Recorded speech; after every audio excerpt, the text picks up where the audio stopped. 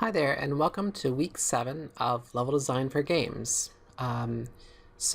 This week we are going to finally, I think, talk about something that I'm sure has been on your mind as far as when we create level shapes, what basically drives the player's decision making from one shape to another. There's a lot that goes into uh, basically the player's decision-making process, and a lot that you can do in your level shapes in order to influence that sort of stuff. So, when I talked in lecture for the week 2, talked about this concept of push and pull.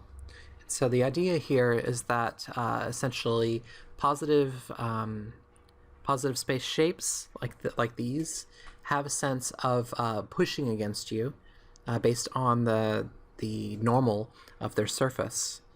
And negative spaces, such as this space back here, have a way of feeling like they're pulling on you, essentially allowing for you to travel over here. So the fact that there is a possibility here is bringing us to that space. And so that way, essentially, as we're sort of building spaces, the push and pull will sort of bring us through the space, bring players through the space, using sort of kind of just visualizing it with these sort of guidelines. So as I had another demonstration video in lecture number week 2, I had sort of a demonstration right here of how basically players move through the space.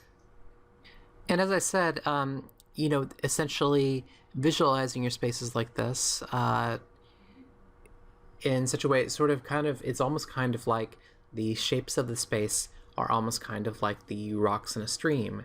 And so your players, if we're talking about thousands of players playing your game, or a million players playing your game, essentially they'll be streaming through these spaces much like particles in your stream here.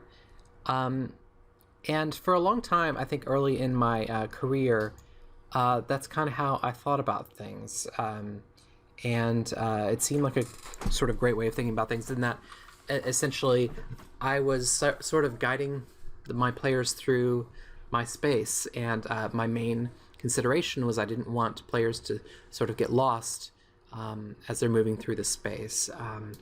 And so I thought a lot about some of the concepts we've talked about in this series, basically things like identity of space and creating spaces that feel like you can map them, you won't get lost in them, things like that. And specifically ideas of push and pull, and how positive and negative space can pull players through space, and looking at landmarks and stuff like that. So kind of some of my shortcomings, I think, came to my attention one time. At least I remember one particular time when I had my wife play one of my levels. And so it's always hard, I guess, having someone playtest your level, but especially someone that you're very close to, and you want them to enjoy the experience that you're giving them. Hopefully that they're proud of you for creating this wonderful sort of thing. So I sat down and let her play my level, and I sort of watched her play, biting my tongue. I didn't want to influence her play at any time. And time and time again, as I saw her play, I saw her make what seemed to me obvious poor decisions in her pathfinding. She was getting turned around, disoriented, frustrated with my level, and I was getting worried.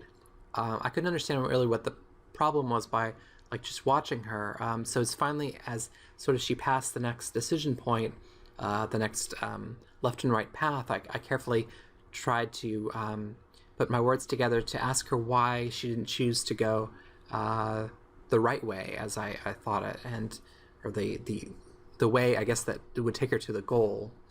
And she said that The correct way, I guess, the way that would take us to the goal, at least I wanted her to take, seemed too obvious. That it must have been purposely designed to mislead her.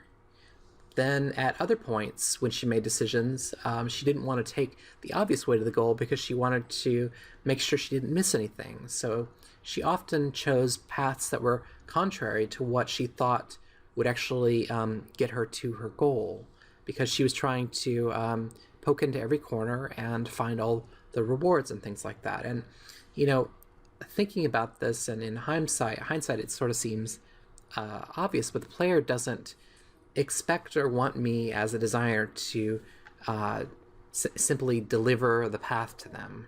So, I mean, imagine exploring a maze, and at every decision point, there's a little like sign right there with an arrow on it, sort of directing you to your goal. Essentially, what you've done is created a maybe somewhat frustrating maze, but potentially rewarding for finding your way through it. So what you've done is you change that experience of navigating a complex environment and turn it into simply a rote exercise in following signs, where there's not really any semblance of meaningful choice, because as a player, I feel like I really don't have anything to do but what you've drawn me to do, what you've set me to do as the most obvious way forward. And really, I mean, the player needs a sense of autonomy. They need to feel like they have control over their destiny. And so there's this really, like, this idea of how do you draw the player through a space is a pretty complex one, and it really kind of depends on person to person.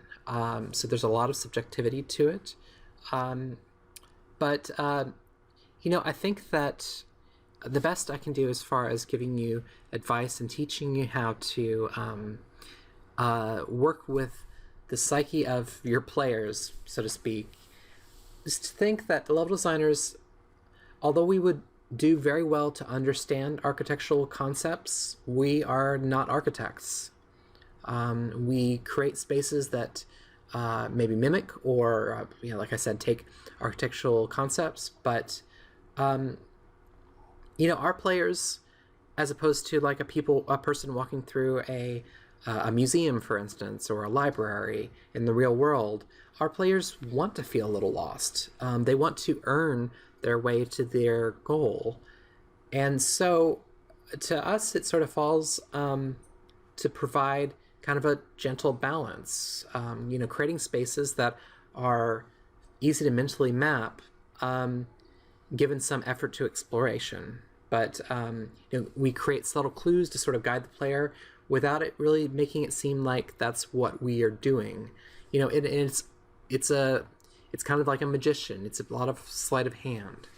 So, you know, so here is a picture here. This is what's known as a desire path. So as you can see, the designer of this park right here designed this asphalt path right here, and their players, or people in real life, decided that they weren't going to use that path. Why would they use this path if they could just cut straight across here? And over time, as people walked through here, they wore a path. So this is what's known as the desire path, or desire line. You know, players aren't going to just use a path just because you've made one. So why do they choose to go off of the designated path? Why do they choose one path over another? So to answer that, we ask, what is the consequence to their choice? What do they have to lose by choosing the wrong path? Or what do they have to gain, on the other hand, by choosing the correct path? So to answer that question, I want to talk about what I call the player economy. So just like a money economy, if you're investing in the stock market or in a new business or any business venture, you know, it takes money to make money. And, you know, there's a certain amount of risk there too. So, you know, although the player is here to enjoy your game, that's kind of the idea here, whether or not it's your game is meant to be scary or it has this deep narrative, or it's just straight up it's just fun to play. The player's here to enjoy it, but the experience isn't free. And for one thing, most likely they spent money and effort in buying your game. So they've already invested something there. But let's get a little bit more into the game itself. As they play, what do they invest?